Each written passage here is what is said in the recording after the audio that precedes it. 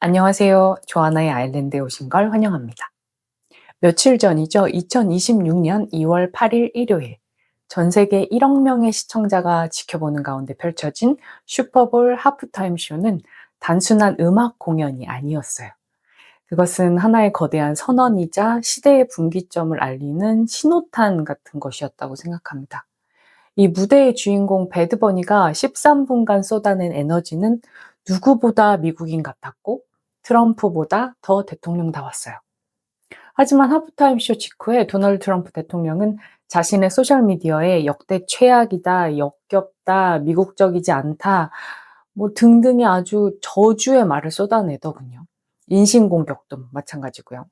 이 트럼프가 보기엔 영어가 아닌 스페인어가 난무하고 백인이 아닌 그 갈색 피부의 사람들이 점령한 그 무대가 이 미국의 가치를 훼손하는 침략처럼 보였던 겁니다. 트럼프와 그의 슬로건인 MAGA, Make America Great Again.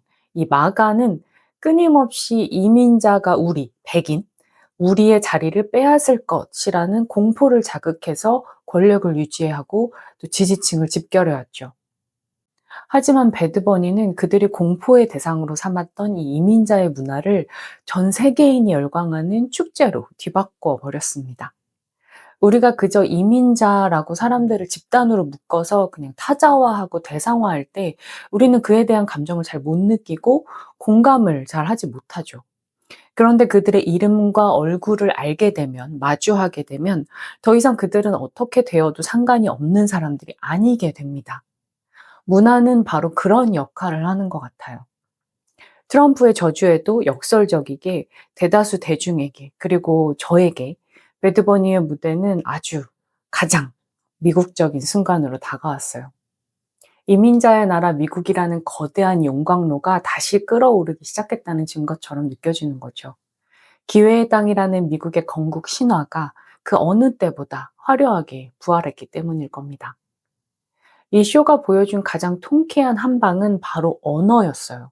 미국 사회에서 이민자들에게 "미국에선 영어를 써야 돼." 라고 요구하는 것은 단순히 소통의 문제가 아니라 "주류 사회에 복종해라. 네가 융화되어야 한다." 라는 무언의 압박 같은 것이죠.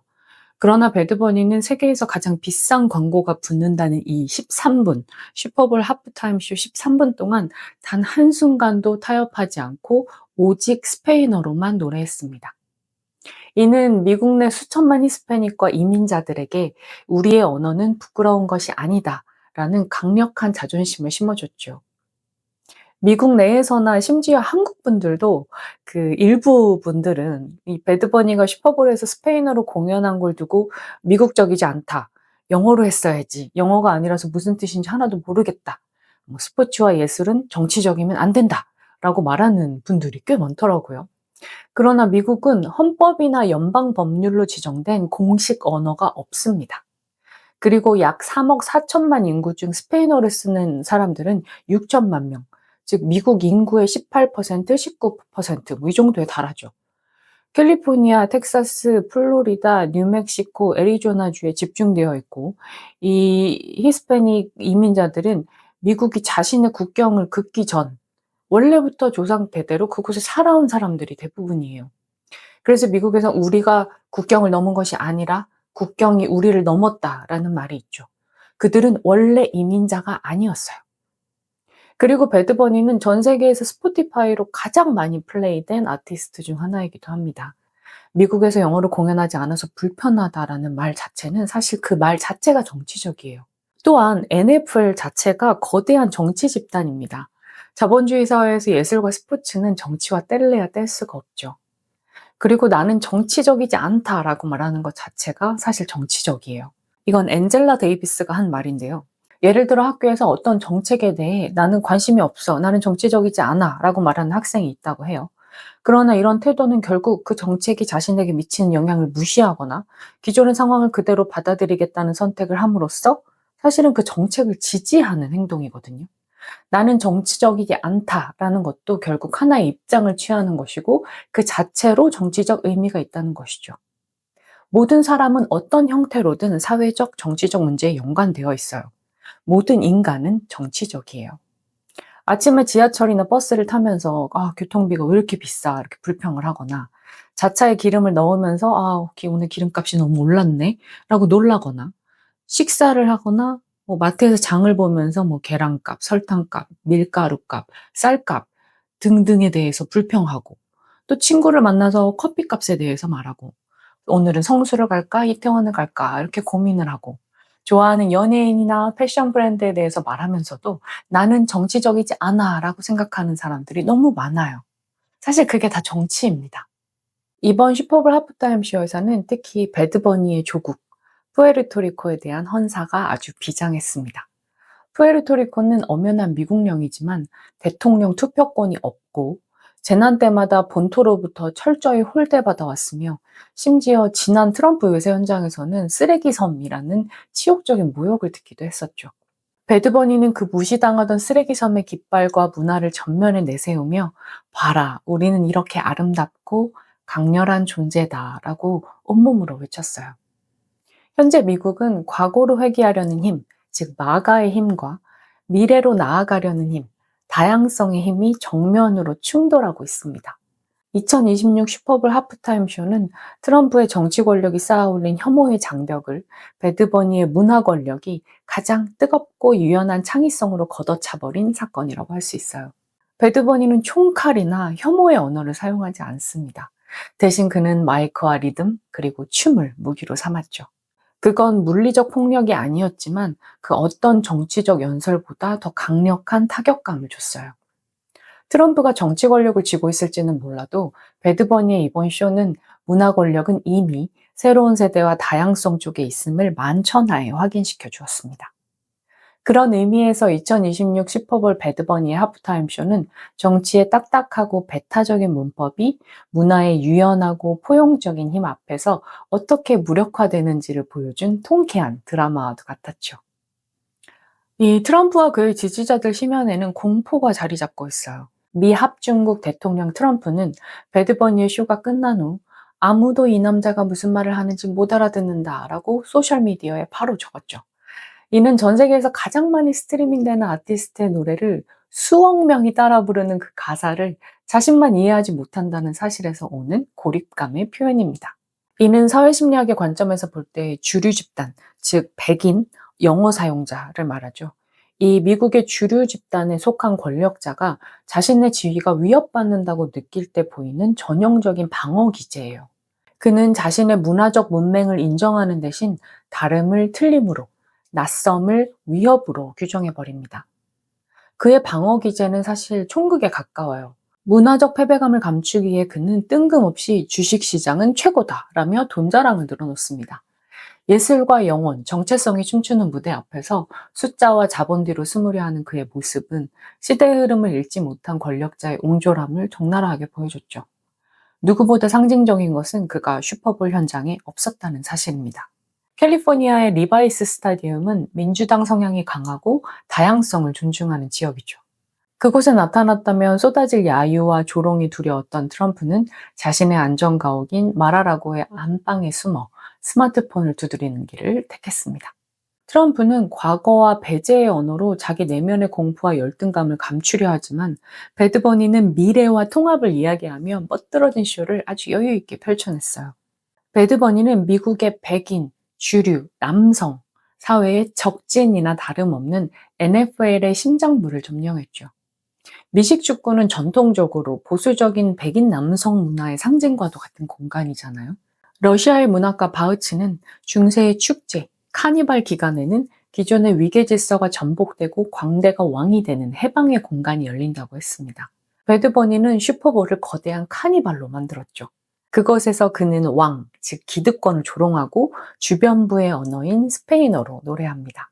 그가 쇼의 마지막에 외친 God Bless America는 그가 공연에서 유일하게 쓴 영어였지만 사실 이것은 타협이 아니었어요. 그는 과거 메이저리그 경기 등 공식 석상에서 God Bless America라는 노래가 울려 퍼질 때 기립조차 거부하며 미국의 제국주의적 태도와 푸에르토리코 홀대에 대한 노골적인 반감을 드러낸 적이 있었습니다.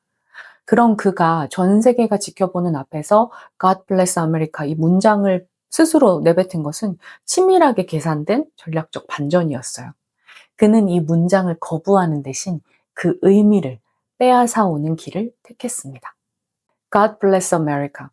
그는 이 말을 뱉은 후 숨 쉴 틈도 없이 미 대륙의 모든 국가 이름을 아래에서 위로 쭉 훑으면서 하나하나 호명하기 시작합니다. 칠레, 아르헨티나, 우루과이, 파라과이, 볼리비아, 페루, 에콰도르, 브라질, 콜롬비아, 베네수엘라, 가이아나, 파나마, 코스타리카, 니카구아라, 온두라스, 엘살바도르, 과테말라, 멕시코, 쿠바, 도미니카 공화국, 자메이카, 아이티, 엔틸리스, 유나이티드 스테이츠, 캐나다. 그리고 나의 조국, 나의 고향, 푸에르토리코. 우리는 모두 여기에 있습니다. 라고 말이죠. 이는 아메리카라는 단어가 미국의 전유물이 아니라 남미에서 북미 끝까지 이어지는 거대한 대륙의 이름임을 상기시키는 지리적, 문화적 선언이었죠. 즉, 배드버니의 과거의 침묵이 미국, USA에 대한 분노였다면 오늘의 외침은 아메리카, 대륙 전체를 향한 축복이었죠. 트럼프가 쌓아 올린 국경 장벽을 언어와 음악, 그리고 이름들을 통해 배드버니가 허물어버린 순간이었습니다. 배드버니의 쇼가 의미가 있었던 진짜 이유는 화려한 조명 뒤에 숨겨진 그 치밀한 디테일들에 있어요. 인도의 이론가 스피박은 서발턴, 하위 주체가 과연 말할 수 있는가라고 물었습니다. 제국주의와 가부장제 아래서 억압받는 이들이 자신의 목소리를 낼 수 있는지에 대한 질문이었죠. 배드버니는 이 슈퍼볼 무대를 통해 그렇다. 우리는 우리의 방식으로 말할 수 있다. 라고 답했습니다. 먼저 그가 등장하면서 입은 흰색 저지의 등번호 64는 단순한 숫자가 아니에요. 여기에는 중의적인 저항의 코드가 겹겹이 쌓여 있어요. 우선 저지에 적힌 이름 오카시오의 의미를 들여다봐야 해요. 배드버니의 본명은 베니토 안토니오 마르티네스 오카시오입니다. 그래서 이번 슈퍼볼을 베니토볼이라고도 부르죠. 스페인어권에서는 통상 아버지의 성 마르티네즈를 앞세우고 이를 사회적 대표 성으로 사용하는 것이 불문율입니다.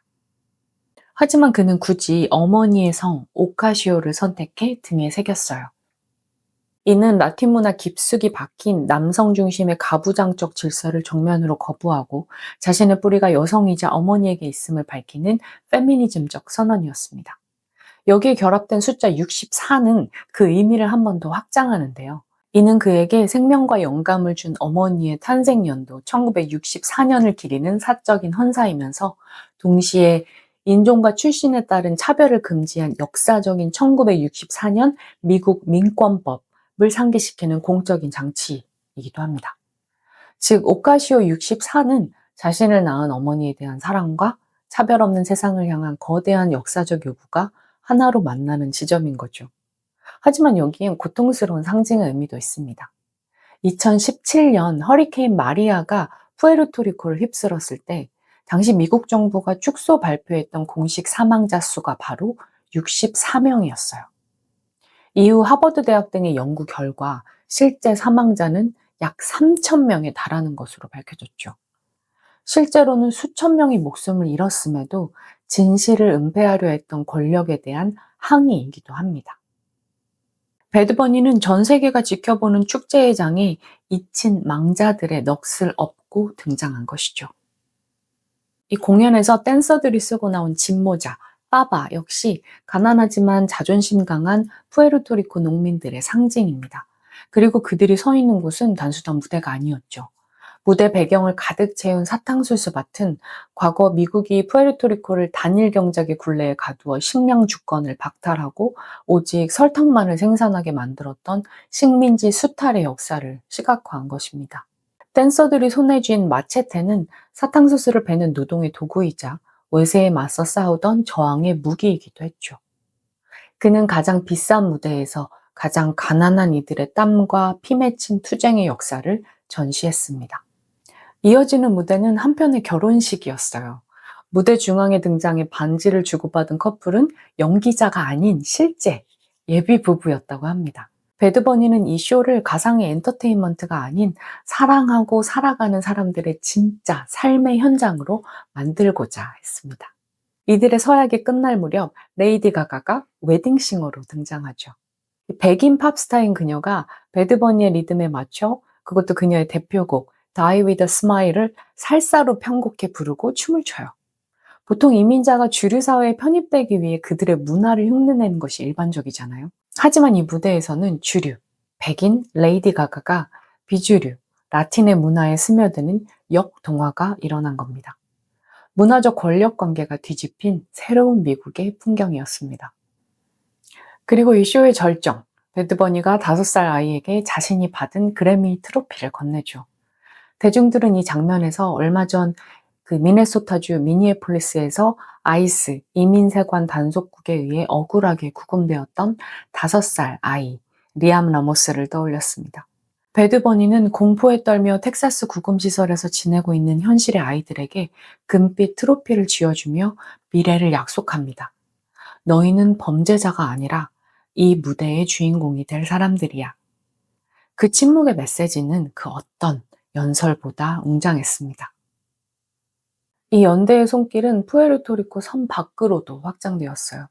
게스트로 등장한 리키 마틴이 부른 노래는 하와이, 로켈레 파소 아 하와이였습니다. 관광지로 개발되면서 원주민들이 삶의 터전에서 쫓겨나는 하와이의 비극이 푸에르토리코가 겪는 젠트리피케이션과 다르지 않음을 웅변한 것이죠. 이는 타자화된 미국의 식민 영토들이 서로의 아픔을 공유하는 강력한 연대의 몸짓이기도 합니다. 이 무대 연출 또한 날카로운 풍자였어요. 전신주가 스파크를 튀면서 폭발하는 장면과 함께 시작된 노래 엘라 빠곤, 정전. 이 노래는 민영화된 전력회사의 부실 운영으로 지금도 툭하면 전기가 나가서 암흑천지에서 사는 푸에르토리코의 현실을 고발합니다. 세계 최고의 자본이 투입된 화려한 슈퍼볼 무대에서 정전을 노래한다는 것. 이보다 더 강력한 블랙 코미디가 있을까요? 그리고 그 투쟁의 정점에는 그가 높이 치켜든 푸에르토리코 국기가 있었습니다. 과거 1948년부터 약 10년간 미국은 제갈 물리기법을 통해 이 국기를 소지하거나 흔드는 행위 자체를 징역 10년형에 처하는 중범죄로 다스렸죠. 식민지배의 공포 속에 숨겨야만 했던 그 깃발을 배드버니는 미국 최대의 축제에서 보란 듯이 펼쳐 보였습니다. 이는 단순한 애국심의 표현이 아니라 너희가 지우려 했지만 우리는 끝내 살아남았다 라는 생존의 증명이자 승리의 깃발이었죠. 이 모든 공연 디테일에 마침표를 찍은 것은 공연 마지막 순간 배드버니가 바닥에 내리꽂은 미식 축구 공이었습니다. 그 공에는 이런 문구가 적혀 있었죠. Together we are America. 함께가 아니라면 그건 아메리카 대륙이 아닙니다. 다양성이 숨쉴 수 없다면 그건 아메리카가 아니죠. 미국은 전 세계의 모든 문화가 모여 새로운 에너지를 만들어내는 곳이라는 건국 이래의 약속을 배드버니는 다시 전 세계에 상기시켰어요. 그는 그 공을 전력을 다해 땅에 내리침으로써 백인만의 미국이라는 낡은 문장이 끝났음을 알리는 강력한 굉음을 울렸습니다. 물론 냉정하게 볼 부분도 있어요. 이 거대한 쇼를 기획한 것은 NFL과 제이지의 자본입니다. 제이지는 퍼프데디 및 앱스타인 스캔들과 연루되어 있다는 의혹을 받고 있죠. NFL 역시 인종차별 문제로 큰 홍역을 치른 바가 있습니다. 어쩌면 그들은 자신들의 도덕적 흠결을 가리기 위해 배드버니라는 다양성의 상징을 비싼 값에 사들여 방패막이로 삼았을지도 모릅니다. 하지만 이걸 단순히 도덕적 면피 차원으로 보기엔 보다 복잡한 속내가 있어요. 더 근본적인 이유는 사실 냉혹한 시장의 논리에 있죠. NFL은 이미 그동안 자신들을 지탱해온 백인 남성 위주의 시장은 완전히 포화 상태에 이르렀음을 잘 알고 있습니다. 더 이상 그곳에서는 새로운 수익을 창출할 수 없죠. 그들이 트럼프의 노골적인 불쾌감과 보수 진영의 정치적 압박을 무시하고 배드버니를 선택한 이유는 명확해요. 자본의 생존을 위해서는 다인종, 여성, 젊은 세대라는 새로운 시장으로 확장해야만 하기 때문이죠. 여기서 거대한 아이러니가 발생합니다. 가장 보수적이고 남성 중심적인 집단이었던 NFL이 수익을 극대화하기 위해 가장 진보적이고 다양성을 상징하는 아티스트를 전면에 내세워야 하는 역설말이죠. 트럼프가 외치는 과거, 이 마가 세력이 외치는 과거는 더 이상 돈이 되지 않기에 자본은 트럼프를 배신하고 미래, 다양성의 손을 잡게 된 겁니다. 즉 자본주의가 스스로의 생존과 확장을 위해 어쩔 수 없이 문화적 다양성을 적극적으로 수용하고 전파하게 되는 자본의 역설적 순기능이 작동하게 되는 것이죠. 또한 트럼프가 욕을 하면 할수록 반대급부로 진보 성향의 젊은 층과 유색 인종들은 더욱더 열광하며 슈퍼볼을 시청합니다. NFL은 이 노이즈 마케팅 효과를 누구보다 잘 아는 집단이고요. 아도르노가 비판했던 문화산업의 전형, 즉 저항정신마저도 상품화하여 체제를 유지하는 자본의 이중성도 작동했을 수 있어요. 프랑크푸르트 학파의 아도르노는 이 대중문화산업이 대중의 비판의식을 마비시킨다고 경고했죠. 그에 따르면 고도로 발달한 자본주의는 자신을 위협하는 혁명이나 저항조차도 세련된 상품으로 포장해서 판매해버립니다.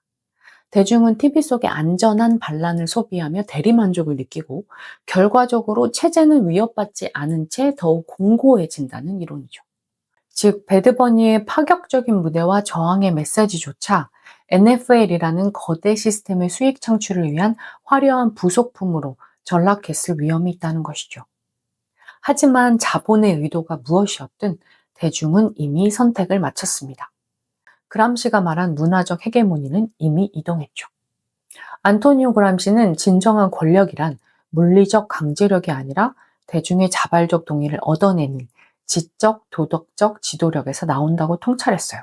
그는 이를 총칼이 아닌 문화와 의식의 영역에서 벌어지는 싸움, 즉 진지전이라고 불렀죠. 지금 우리는 그 진지전의 최전선에서 승패가 갈리는 순간을 목격하고 있는 겁니다. 트럼프가 백악관의 주인이 될 수는 있어도 시대의 정신을 지배하는 문화 권력은 이미 백인 주류 남성에게서 다인종, 다문화, 그리고 젊은 세대에게로 넘어왔습니다. 배드버니의 성공은 기획된 상품이 아니라 대중의 열망이 만들어낸 결과예요. 트럼프가 아무리 국경의 벽을 높게 쌓아도 배드버니의 리듬을 타고 국경을 넘나드는 사람들의 마음을 막을 수는 없습니다. 2026년의 슈퍼볼은 정치 권력과 문화 권력의 괴리가 극대화된 현장이었으며 결국 문화가 정치를 압도할 수 있음을 증명했습니다. 배드버니의 슈퍼볼 하프타임 쇼의 파장은 국경을 넘어 현실 정치의 지형도까지 뒤흔들 거예요. 트럼프가 배드버니의 하프타임 쇼에 역겹다고 뱉은 말은 단순한 악플이 아니었죠. 그것은 올해 다가오는 중간선거를 앞두고 잠자던 거인인 라티노 유권자들의 영린을 건드린 자충수였습니다. 미국 선거판에서 가장 중요한 변수는 히스패닉 표심이에요. 트럼프는 그동안 라티노들이 나를 지지한다 라고 주장해왔지만 배드버니는 단순한 가수가 아니라 푸에르토리코 시위를 이끌며 주지사를 사임시켰던 정치적 아이콘이기도 합니다. 트럼프가 그를 건드린 건 그를 따르는 수천만 젊은 라티노 유권자들의 자존심을 건드린 것이나 다름없죠. 이 역결집을 트럼프는 두려워해야 합니다. 우리의 문화를 모욕한 늙은 백인에게 표를 줄 수 없다 라는 정서가 확산되면 경합주의 결과는 충분히 뒤집힐 수 있습니다. 더 나아가 배드버니가 무대에서 보여준 이 저항의 깃발은 푸에르토리코의 식민지적 지위 문제를 미국 본토의 뜨거운 감자로 다시 만들 수 있어요. 푸에르토리코를 미국의 51번째 주로 편입할지 아니면 독립시킬지에 대한 입법 논의로 이어질 가능성이 크고 민주당과 공화당은 이 거대한 파도 앞에서 선택을 강요받게 되겠죠. 이로써 미국 내 문화전쟁의 전선은 완전히 이동했습니다.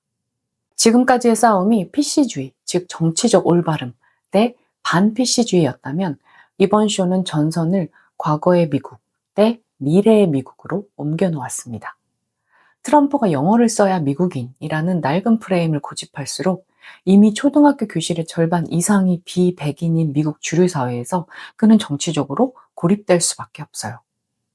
갈라치기와 배제를 통해 힘을 얻은 트럼프에게 배드버니는 화합과 다양성을 말합니다.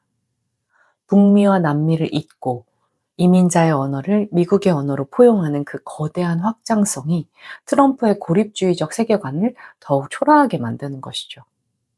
이 거대한 흐름 앞에서 앞으로 대중문화와 기업들은 더 이상 트럼프의 눈치를 보지 않고 다양성 쪽으로 확실히 줄을 설 겁니다.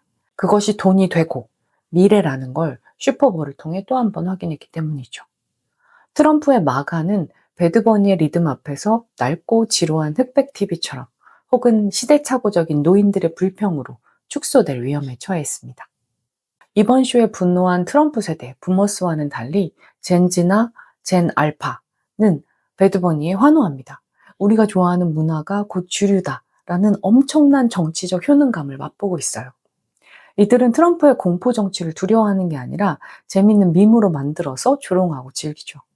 젊은 세대는 정치인의 연설보다 아티스트의 퍼포먼스에서 더 큰 힘을 느끼며 문화가 세상을 바꾸는 가장 강력한 도구임을 이미 충분히 학습한 친구들입니다. 전 세계인이 배드버니의 슈퍼볼 하프타임 쇼에 열광한 이유는 단지 라틴팝이라는 장르가 신나서가 아닙니다. 그것은 희망의 재발견이에요. 그동안 미국에서 오랫동안 찾지 못했던 단어, 그리고 지금 미국이 잃어버리고 있는 가치, 아메리칸 드림 말이죠. 여기서 희망이란 막연한 낙관이 아니에요. 미국 최대의 축제인 슈퍼볼 하프타임 쇼에서 스페인어가 영어를 압도하고 카리브해의 작은 섬 문화가 전 세계로 송출되는 장면을 전 세계인이 목격했어요.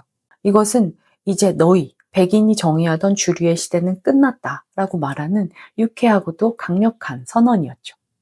흑인 음악이든 라틴팝이든 혹은 케이팝이든 무엇이든 상관없습니다. 우리는 서로의 다름을 배제나 혐오의 대상이 아닌 축제의 즐거움으로 받아들일 수 있다는 믿음, 즉 우리 안에 내재된 수용성을 확인한 겁니다. 우리는 당신들의 문화를 즐길 준비가 되어 있다 라는 대중의 선언이야말로 트럼프가 가장 두려워하는 힘이거든요. 국경을 초월한 문화와 팬덤의 연대는 이미 현실을 바꾸는 일상의 혁명이 되었습니다. 2020년 흑인 인권운동 블랙 라이브스 매터 당시 BTS 팬덤 아미가 25시간 만에 $1,000,000를 모금하는 기적을 일으킨 바 있고, 트럼프의 털사 유세 현장을 티켓 노쇼로 그냥 텅 비워버리는 디지털 액티비즘을 선보이기도 했죠. 이들은 여기서 멈추지 않고 유엔과 백악관까지 진출해 반아시안 혐오 정세에 맞서며 대중문화가 인권과 평화라는 보편적 가치를 실현하는 강력한 외교적 무기가 될 수 있음을 입증했어요. 더 놀라운 것은 이 유의적인 문화가 물리적 혁명으로 진화했다는 사실입니다. K-팝의 본고장 대한민국에서 벌어진 12.3 내란 사태 당시 국회로 달려나온 시민들의 손에는 화염병 대신 형형색색의 응원봉이 들려 있었죠. 콘서트장을 밝히던 그 빛들이 민주주의를 수호하는 횃불이 되어 내란을 막아낸 겁니다. 이는 문화와 팬덤이 위기의 순간 헌정 질서를 지키는 가장 평화롭고 강력한 시민 권력이 될 수 있음을 전 세계에 각인시킨 결정적 순간이었죠. 2026년 슈퍼볼, 배드버니의 하프타임 쇼가 끝난 후 소셜미디어에는 벌써 이런 글들이 올라오고 있더라고요. 내년 하프타임 쇼에는 K-팝이 나왔으면 좋겠어. 이건 단순한 바람이 아니에요. 이 배드버니가 걷어찬 그 육중한 문으로 상상력의 해방이 일어난 겁니다. K-팝이든 아프로비트든 무엇이든 가능하다는 그 가능성 자체가 바로 미국이 가진 역동성이죠. 사람들은 이제 안 될 게 뭐 있어? Why not? 이라고 질문하기 시작할 겁니다. 이미 초대장은 발송되었어요. 이제 BTS가, 블랙핑크가, 아시아가, 그리고 세상의 모든 소수자가 당당히 걸어 들어갈 차례입니다. 배드버니가 증명했듯 희망과 수용성은 이미 우리 곁에 와 있는 현실이에요. 자본은 이미 돈이 되는 쪽으로 움직였고 문화 권력은 이미 다양성의 편에 섰습니다. 정치는 법과 제도로 막을 수 있지만 문화의 흐름은 막을 수가 없어요. 정치의 문법은 우리를 가르고 공포를 조장하지만 창의성과 문화, 사람의 힘은 우리를 이어주고 춤추게 합니다. 배드버니가 보여준 에너지는 이미 젊은 세대와 새로운 미국인들에게는 거부할 수 없는 상식이자 현실이에요. 이미 대중은 라틴팝을 듣고 다양성을 즐기며 그 흐름을 미국의 일부로 받아들이고 있습니다. 늙은 백인 기득권 기성세대의 악의와 노욕은 결국 젊은 라티노 청년 세대의 리듬과 바이브를 이길 수 없거든요. 2026년 슈퍼볼 하프타임 쇼, 배드버니의 무대가 남긴 리듬은 낡은 권력의 뺨을 계속해서 때릴 겁니다. 우리 안에 서로를 받아들일 수 있는 희망이 살아있는 한 이 거대한 문화적 시위는 절대로 멈추지 않을 거예요. 이번 하프타임 쇼는 트럼프가 쌓아올린 견고한 백인 중심의 세계관에 거대한 균열을 냈어요. 정치 권력은 여전히 트럼프에게 있을지 모르지만 시대의 흐름을 주도하는 헤게모니는 이미 배드버니와 그가 대변하는 새로운 미국으로 넘어왔습니다. 그리고 우리는 음악이 권력을 이기는 이 이야기를 참 좋아합니다. 조아나의 아일랜드였습니다. 지금까지 슈퍼볼 하프타임쇼 배드버니에 대해서 이야기를 했는데 여러분은 여기에 대해서 어떻게 생각하시는지 댓글로 의견 남겨주세요. 제 영상이 마음에 들었다면 좋아요와 구독으로 응원해 주시고 우리는 여기서 다시 만나요. 그때까지 나만의 위도에 꼭 맞는 섬에서 편안히 머무르세요.